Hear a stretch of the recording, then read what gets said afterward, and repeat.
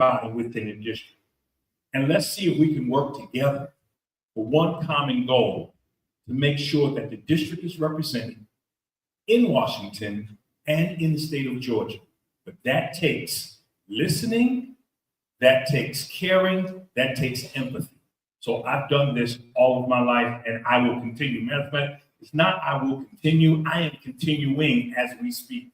I'm not waiting to be elected to serve District 13. I'm serving District 13 as we speak. Dr. Emerson there. Thank you for this question. When I was elected in 2018, I was the lone Democrat on the largest school board in this state. And I was 40 years younger than my next oldest colleague. I'm not new to having to work across lines of difference, and I'm not new to having to build coalitions with people who might look or approach issues differently than I do. When I was alone on that board, though, I did not ever waver from Democratic values because that's what was important for the district and for the students in the community. And in so doing, I recruited people to run for the remaining seats, and I flipped the board. Then I was unanimously elected board chair by Democrats and Republicans to lead the largest school system in this state. And while there, we focused on the things that we agreed on, things that they would have looked crazy for opposing. In the minority, I centered those issues before so that when in the majority, we could get them through and I could have a unanimity where it was possible.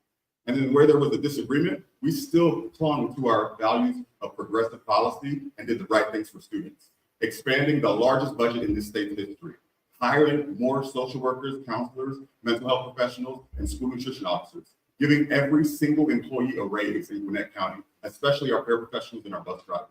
All it takes is courage. And what we realized very quickly is that if you are on the offensive and you center the policies that matter and that impact people on an everyday basis, people will see that your policy is right and they need to get on your team. As a healthcare provider, I've actually experienced all type of people with all kind of personalities. And I think that it takes what we call emotional intelligence to get along with everybody and understand where they're coming from. As a healthcare provider, I always will lean on humanity. And I think that the people that are in office have to be humane. I've actually owned several dental practices, so I know the art of negotiation. And I think that you have to come as a business leader first and understand what you can agree on first and what you disagree on, and through communication come to come to an agreement that we can all agree on. But the country right now is agreeing on things that they could not possibly believe that are okay for our people. So first and foremost, you got to get people in office that actually care about people, because if they don't, then anything you say and anything you vote on doesn't really matter, because they're voting on their own interest. And that's why I'm running for Congress, because we're sick of the status quo. We're sick of politics as usual. We need people in here that have real relatable people that care about people in our community. And that's the only way we can work together and work across the aisles, in my opinion. Pierre Watley. Thanks. I think I agree with everything that everyone has said on this stage. So I'll just add that when there's an opportunity to work across the aisle, I will show up. I will be there. That is the humane thing to do, such as on things like supporting our military. Those are things that extend working across the aisle. Supporting homelessness, addressing the homelessness crisis in our country. Those are things that we want to address on a bipartisan basis. One thing that we have not addressed and talked about, I think, is about supporting our young people. I have an 18-year-old son, supporting more money in federal dollars to expand apprenticeship programs and early career programs across this country so that our young people can start and have a leg up in this economy in our country. I also want to address really quickly the representation piece. I think representatives have to show up. And one thing that I would do is understanding that representatives cannot be in all places at all times. I want to make sure that everyone's voice is heard and they have a seat at the table. So I would establish a youth advisory council so that our youth are more engaged and more empowered to participate in voting in public policy matters. I would stand up a small business advisory council so that our small businesses have a seat at the table and can elevate their voice. Mhm. And then last, I would stand up a Alright. senior advisory Do council we have time? for our senior citizens. Thank you. City Natalie. Well, as a former elected delegate to the Democratic Party, and then the former president for the Young Democrats of Henry County, and then we started the Young Democrats of Clayton County, but now Representative Eric Bell. And then God bless me, winning an election on a national level as the vice chair of the Veterans Caucus on a national level, winning all votes but Utah, and then switching over to working with the Republican Party. And literally, since the Republicans now back up all our lawsuits, I end up literally switching to the Republican Party. So when you talk about walking across the aisle, I literally made a house across the aisle. We've got 7 Democrats elected to office under the Democratic Party. And now I am myself as running as a Republican because the Republicans is helping me with these lawsuits that we're moving forward with. And again, the chairman is here, Chairman David Hambrick is here, as he know that we are actually filing a lawsuit against the companies that's dumping the forever chemical into the water system in Clayton County, Gwinnett County, Henry County, Rockdale County, and Newton County. And especially in the Gwinnett County school systems where the kids were drinking lead ever since 2017, 2018. So I am the perfect advocate to talk about working across the party aisles. I literally, again, made my house with now the Republican Party across party aisles. Judge Carlos Moore. As a trial lawyer for over 22 years, I became a shrewd negotiator, representing one side or the other. But 97% of our cases settled. We rarely had to go to trial because both sides, the good lawyers, you would know the strength and the weakness of your case, and you would end up settling the case. If it's still a case, if it was a criminal case, a lot of the times there would be a plea. Very rarely do we have to go to court for a jury trial in the civil or criminal arena. So I'm a shrewd negotiator. I'm trained at that. On the bench, 6.5 years, I was the umpire. I listened to both sides of the law and I came up with a judgment. You cannot pull the wool over my eyes. I heard it from both sides and I came up with a judgment. Now I'm a registered mediator in the state of Georgia, where I help people reach consensus, avoiding litigation, and try to reach a consensus voluntarily. So I'm trained, I'm registered, I know how to do that. I would take those same skills to Congress. But there are those few, 97% of the time we settle, but 3% of the time we had to go to trial. When I'm with you, I'm with you. I'm not gonna sell I've never sold a client out. I will fight to the end. If you're not gonna offer me a dime, we got to go to court. I'm not just gonna bend over and say, oh, we get nothing. We go to court and let the jury decide how much that client got. Or if it was somebody that was facing life in prison or some kind of stiff sentence and I thought it was just unjust, we go try it. Because I'm not gonna let somebody plead to a felony when they didn't commit a felony. So you got to have your principles. There are some things worth fighting for. SNAP benefits are worth fighting for. HCA subsidies, extensions are worth fighting for. So I'm all for bipartisan compromise where it makes sense, but I would never compromise my values or sell out the people of the 13th Congressional District. And one thing that we need to be clear about is that we have a president of the United States who has said he has no desire to be president for the whole of America, and that the 50% of this country that didn't vote for him or disagrees with his policies, he's actually going to use the full weight of the federal government to come after us. Just look at what happened in the shutdown, right? He was gloating about the fact that he was going to take SNAP benefits away from needy families, that he was going to look at Democratic programs that he could defund permanently during the shutdown because he wanted to punish people. And so it makes it hard to find areas of compromise in this administration, but I do see glimmers of hope. We even have people like Congresswoman Marjorie Taylor Greene, who all of a sudden started to make sense on certain issues. But she said, hey, I do think we need to do something about healthcare. Hey, Trump should release the Epstein files. And so if we can get folks like Marjorie Taylor Greene on board and find compromise with her, that gives me hope that in Congress we can do the same thing. And as an attorney, as a Harvard Law grad and a Harvard Law student, I was a student public defender, and then I represented clients in federal court with the DOJ and SEC. My number one job was to protect my client, to find areas of compromise where it made sense. And that's the same thing I will do in Congress. Dr. Jill Esther. compromise, working across the line. One thing about Marjorie Taylor Greene, that let me know that she had good sense and knew better all along. Here's the point. You're sending me to Congress to work for you.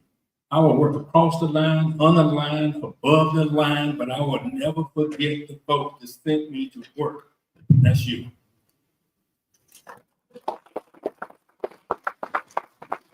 Well, give these candidates a hand clap. We want to thank them because we have Democratic and Republican candidates sitting together, being able to discuss the issue. So this time we have a short period. I want y'all to hear me. A short time for audience questions. You have 30 seconds, not your testimony. 30 seconds to ask the question and let us know which candidate you want to ask that question to, and they have a minute to respond.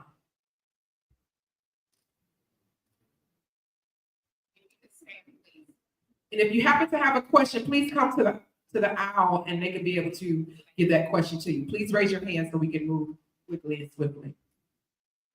Good night to all the candidates. Thank you guys for running. I appreciate you. My question is for Ron McKenzie, dealing with mental health. As a person that worked in the mental health field, I feel like a lot of the young kids that I used to work with, they don't have enough avenues and doors open for them to combat this problem.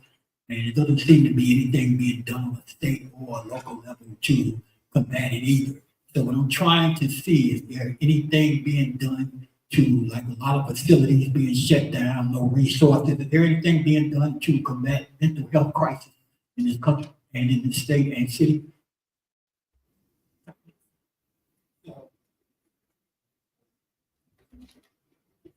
Can somebody give no? So as I talk to voters all across this district, what I consistently hear, particularly from Black mothers, is the concern for their young sons. There is a mental health crisis that's happening amongst young boys that is going unanswered, right? We are living through some really tough economic times. We are also living in a shifting social environment where what masculinity means and what it means to be a man is being redefined in real time. And young boys are struggling to find a way to fit in and feel accepted in this new paradigm.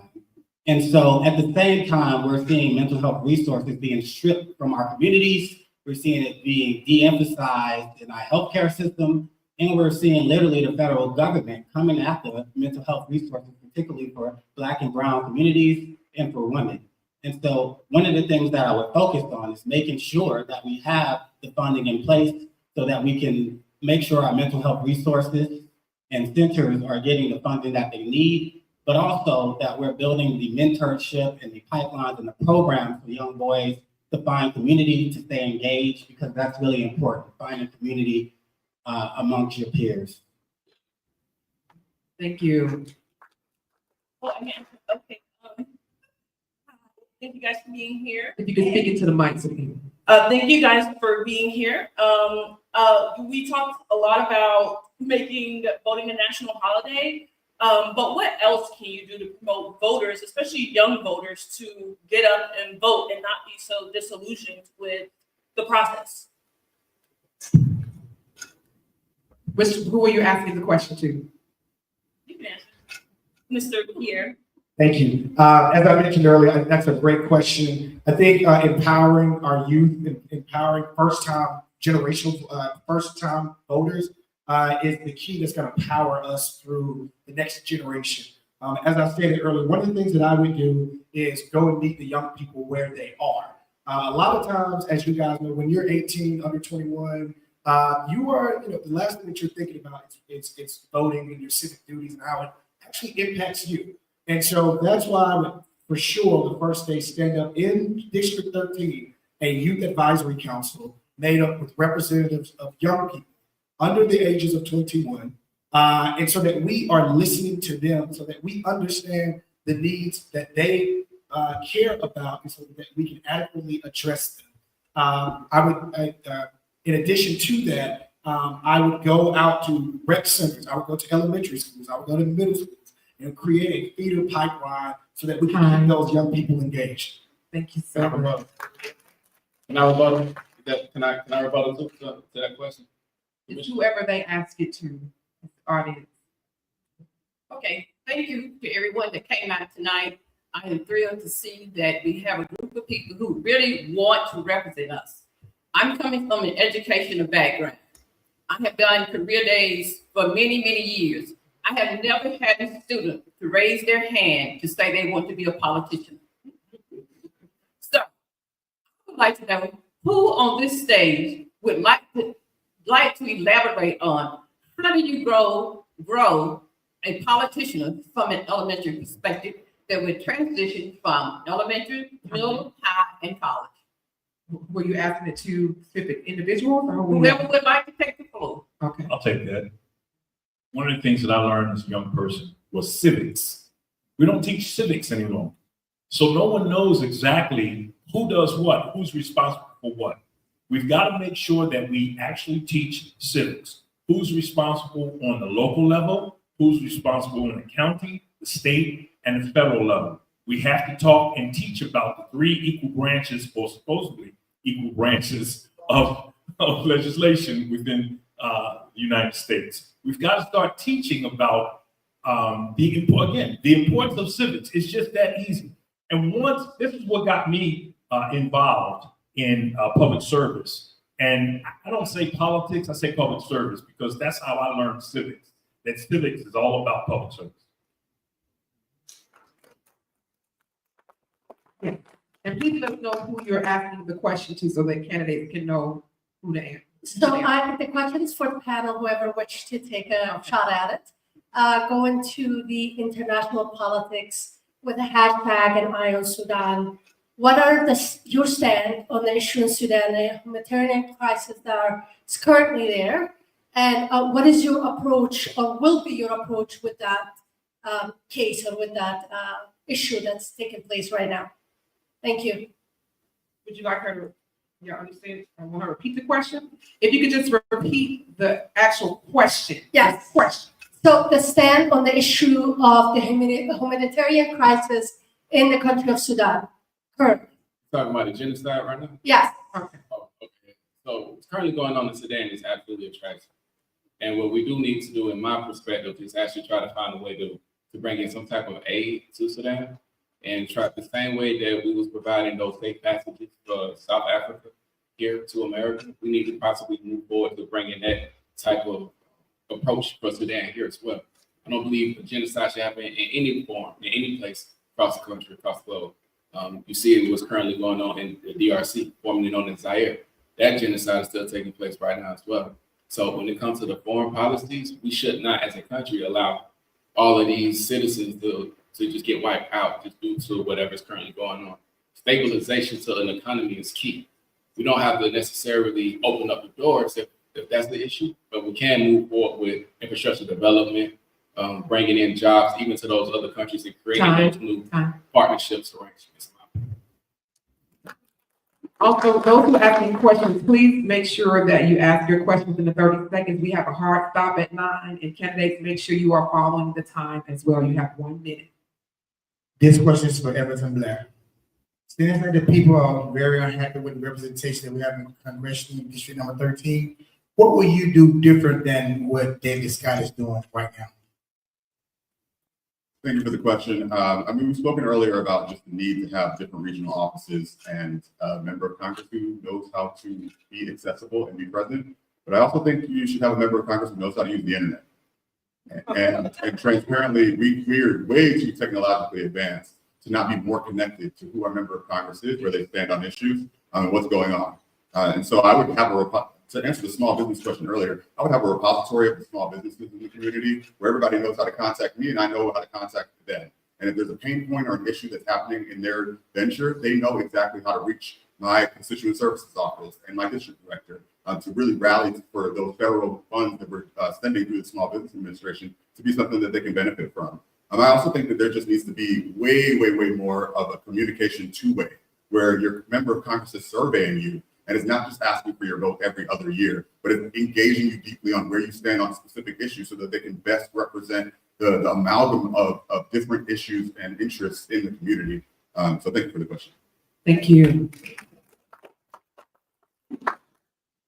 How y'all doing this morning, or this evening? This question is for Pierre.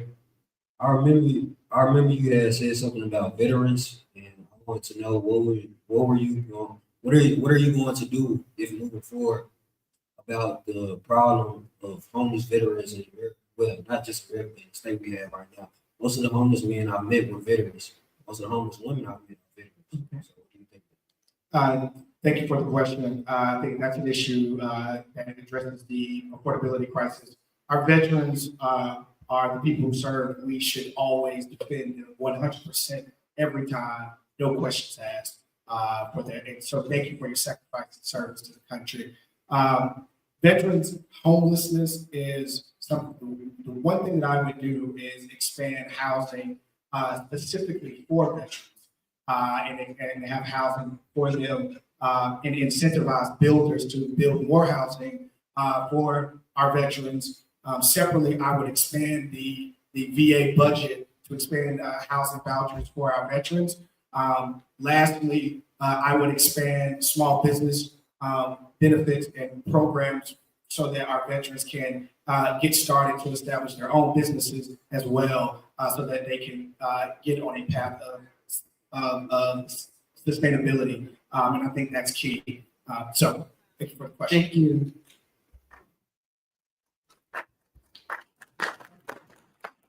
Good evening. Thank you all for being here. This question is for Dr. Clark.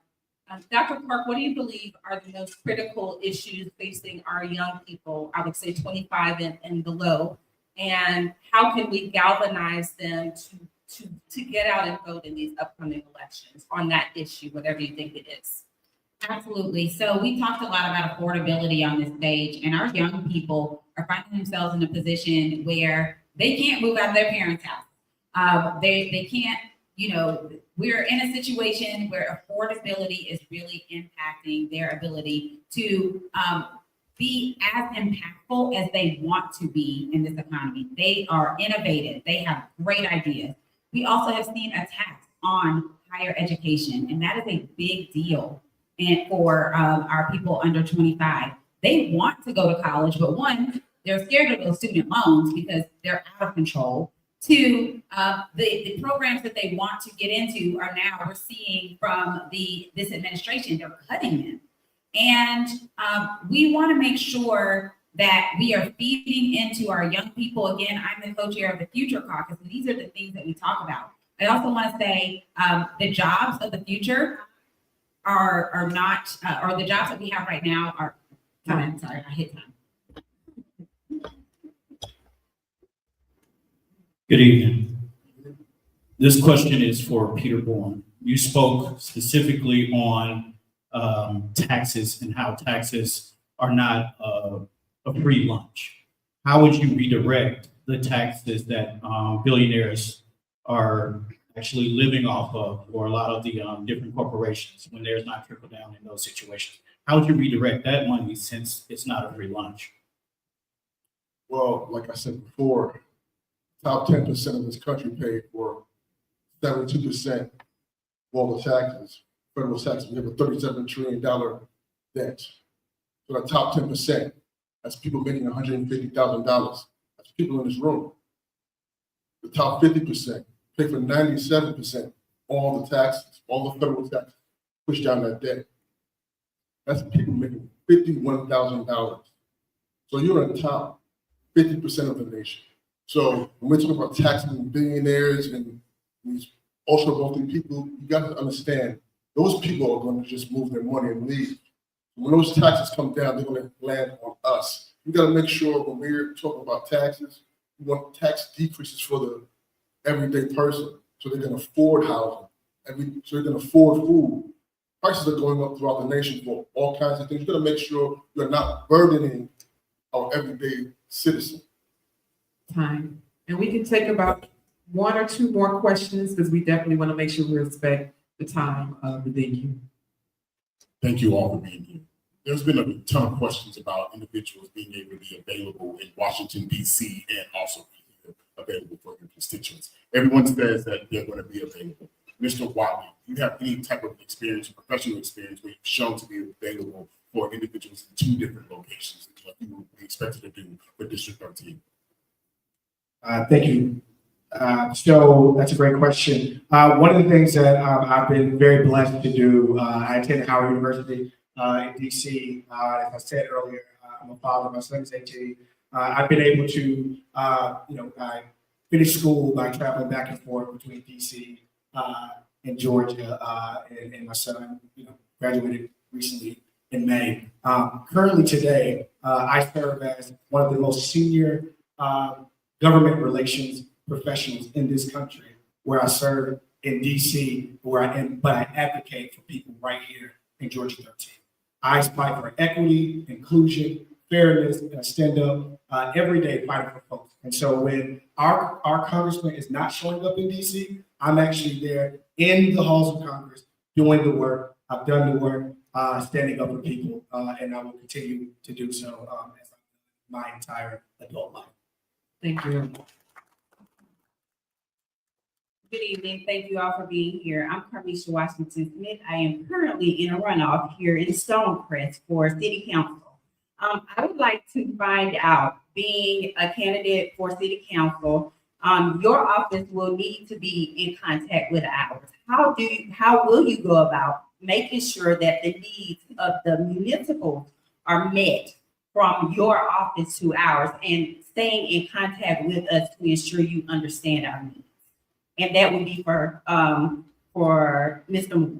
Thank you. I actually have a plan to reach out to each municipality in the district. I reach out to the mayor and the council people from each district. I also reach out to each commissioner of every county in the district and make sure that we have a two-way discourse, because that's very important. Our politics is local. Local politics is where the rubber meets the road. And if I don't know what's going on the ground, I cannot be an effective representative in Washington, D.C. I thought it was sad. I was speaking to a commissioner in Newton County, and he's told me he's contacted the current congressman and have requested a face-to-face meeting or even a Zoom meeting, has not received either. That will not happen when I'm your congressman. I will be there from day one. I will initiate the relationship and make sure that it is throughout my terms. Let's give all these candidates a hand. As you can see before you, you have a choice to make in 2026. You have a total of 12 candidates that are running for the office of the 13th Congressional District, and you have the choice to make. Civic engagement is very important. Take this opportunity to research every candidate that's sitting on this stage to make sure you're making the right choice in November of 2026. Before we close, I want to first thank the women of the 13th Congressional Federation of Democratic Women. Please thank you. We have some on the outside as well, and some that are not here. Without your commitment and hard work tonight, would have not have been possible. We want to thank Dr. Jamal Bryant, Pastor Jamal Bryant, and New Birth Missionary Baptist Church for opening the doors and realizing that civic engagement is so important, and that you know who the people you're voting for. And finally, we appreciate all of our volunteers, attendees, and every candidate for this participating tonight. We will now close with our prayer. She's not here. I don't see her at the moment, but we're going to close with prayer, and I'll go ahead and do that. Father God, in the name of Jesus, I thank you for this opportunity. I ask that you bless all these candidates that are on this stage tonight. Thank you for their commitment and time for being here. Thank you for the opportunity of all the participants that came here tonight to hear, and that they make the right choice in dealing with civic engagement and making the right choice, selecting the person that's going to represent the 13th Congressional District. May they have safe travels. In the name of Jesus, we pray. Amen. Thank you all, and you have a good night.